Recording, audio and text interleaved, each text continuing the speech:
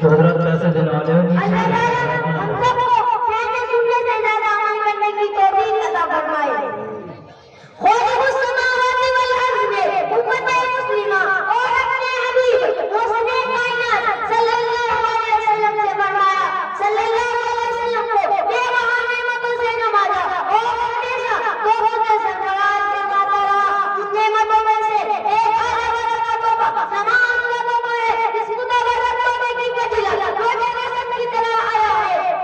اللہ تعالیٰ نے حج کو فرض بنا فرمایا، زکات کو فرض بنا فرمایا، روزے کو فرض بنا فرمایا، ایمان کو بھی فرض بنا فرمایا، تمام لوگوں کو فرض بنا فرمایا. لیکن جب نماز کی باری آئی تو رب کائنات نے اپنے محبوب رسول انسانیت صلی اللہ علیہ وسلم سے فرمایا کہ ہم آپ کو ایک ہی توبہ دینے والے ہیں. وہ توبہ ہوتا رہے، وہ توبہ ہوتا رہے. اب ہمارے سے کو ہماری زبان میں کیا جاتا ہے، لہٰذا نماز کو اصل الہی پر بنا کر کیا جائے.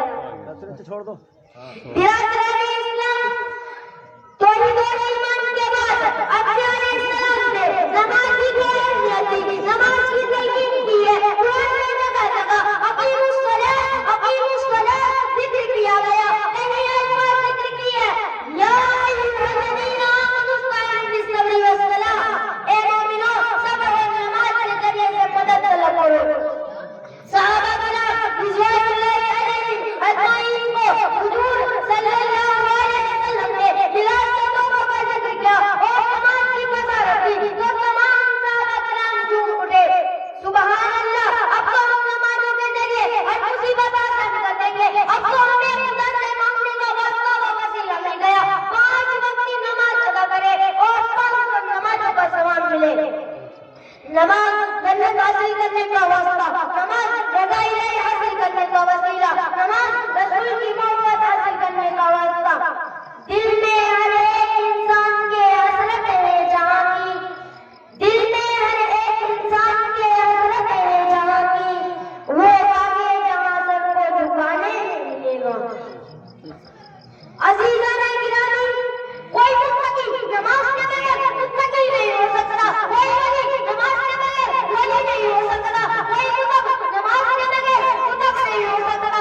حضور نے بھی نماز ادا کی، صحابہ کرام نے بھی نماز کی پابندی کی، تابعین نے بھی نماز کی پابندی کی، تابعین نے بھی نماز کی پابندی کی، مجتہد مجتہدین نے بھی نماز کا پکا رکھا، اولیاء کرام نے بھی نماز کو اختیار کیا. کوئی بتا دو کہ کس نبی نے نماز ترک کی ہے، نبی بن گئے.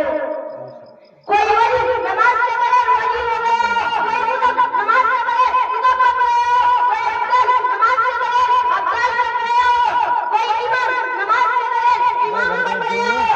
آپ بتا ہی نہیں سکتے، اس لیے کہ یہ عمل محدود عمل ہے.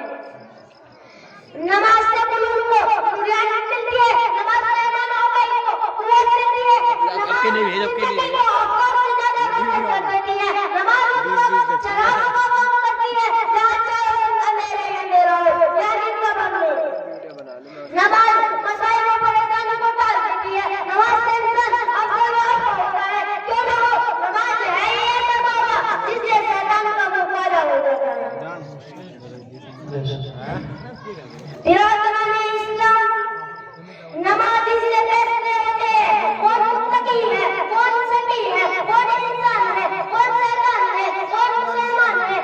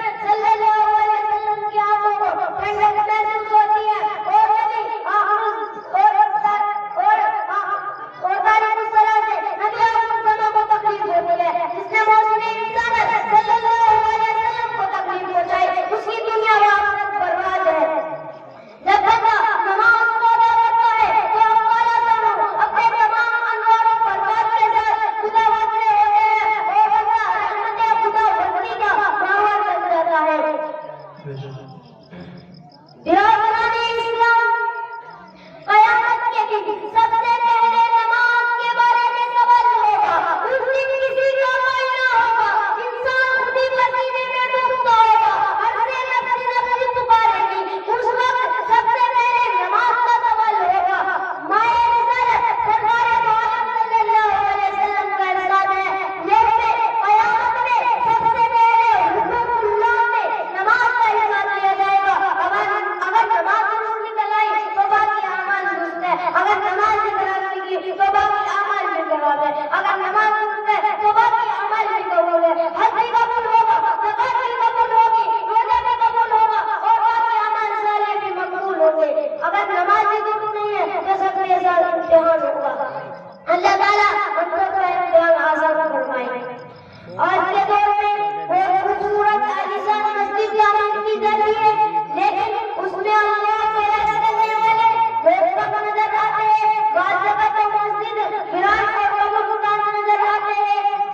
پہلے مسجدیں تھی کچی تو پکے تھے نمازی، پہلے مسجدیں تھی کچی تو پکے تھے نمازی، اب مسجدیں ہیں پکی تو کچے ہیں نمازی۔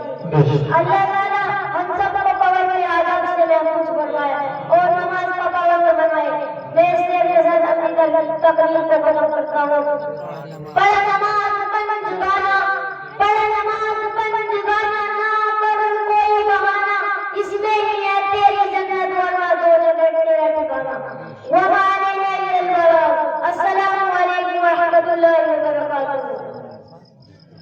ماشاءاللہ یہ تھے جناب حافظ محمد فردین بن جناب نعیم احمد، جو اپنی تقریر سے تمام سامعین کو مستفیض فرما رہے تھے۔ یقیناً نماز تمام عبادات میں سب سے زیادہ افضل ہے۔ پیغمبر علیہ الصلوۃ والتسلیم نے فرمایا، الصلاۃ عبادتی، نماز دین کا ستون ہے۔ تو میرا عزیزو، یہ تو ہماری اس بس اور ہمارے